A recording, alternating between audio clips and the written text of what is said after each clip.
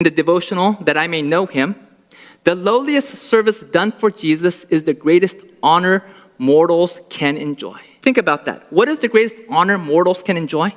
The lowliest service done for Jesus. Now, why are titles, positions, and degrees so important to us? Do you know why they're so important? It's because we want what? We want honor and we want recognition. From who? From one another. But friends, if you want honor from God, it's through doing lowly service for Jesus. And by the way, you don't have to go overseas to a leprosy colony in China or to India to do lowly service for Jesus. There's plenty we can do in our local mission field. Amen? If we're just willing to roll up our sleeves, there's plenty that we can do for Jesus.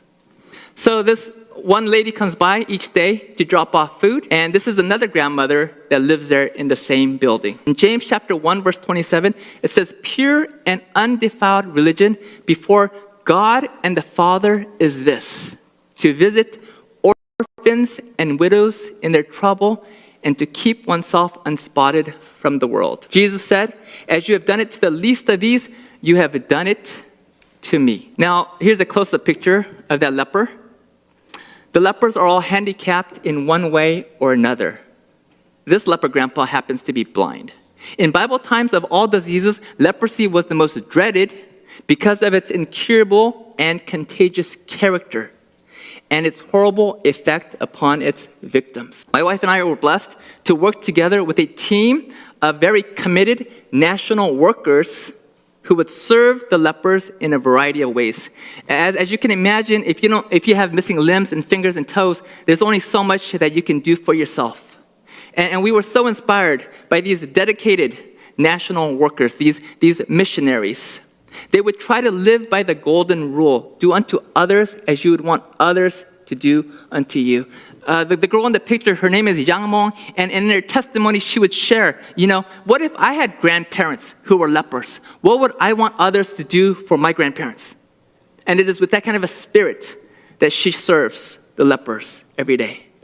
Do you have any idea what that is on the tissue there? They're not scabs. There is a hint in the picture. Where do you think it came out of? It's earwax. Now, is that a lot of earwax? It's a lot of earwax. Some of these leper grandmas and grandpas, for the first time in 40 years, they tell us they got their earwax removed. Now, do you suppose that would improve their hearing?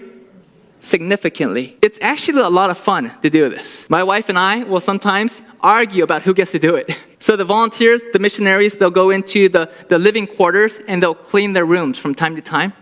Does that look pretty filthy? How does that look? Now, we're told in the book Ministry of Healing, good deeds are twice a blessing, benefiting both the giver and the receiver of the kindness. The consciousness of right doing is one of the best, what? Medicines for diseased bodies and minds. Friends, I believe that leprosy ministry is truly one of the best medicines for diseased bodies and minds. We have seen so many people and have heard of so many testimonies of sick individuals who would go in to serve.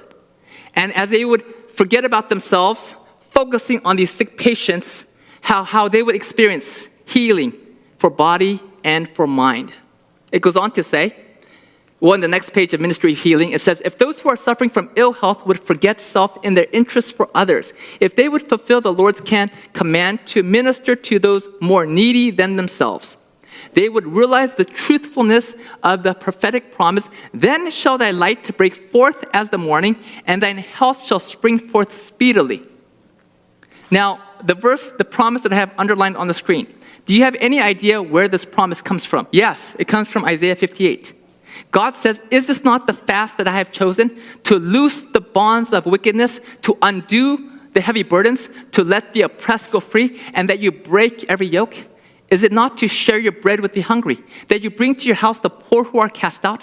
When you see the naked, that you cover him, and not hide yourself from your own flesh? Then shall your light break forth like the morning, and your healing shall spring forth speedily. Friends, we're told that if we will do the work outlined in Isaiah 58, God will bless us with healing for our minds and for our bodies. This is Sister Yu there in the picture.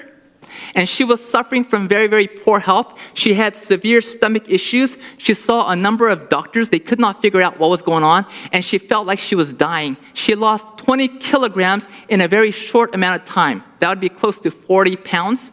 She lost 20 kilograms, and she was down to a mere 40 kilograms. And she felt like she was dying. And one day she cried out to God saying, God, if you will heal me, I will serve you for the rest of my life.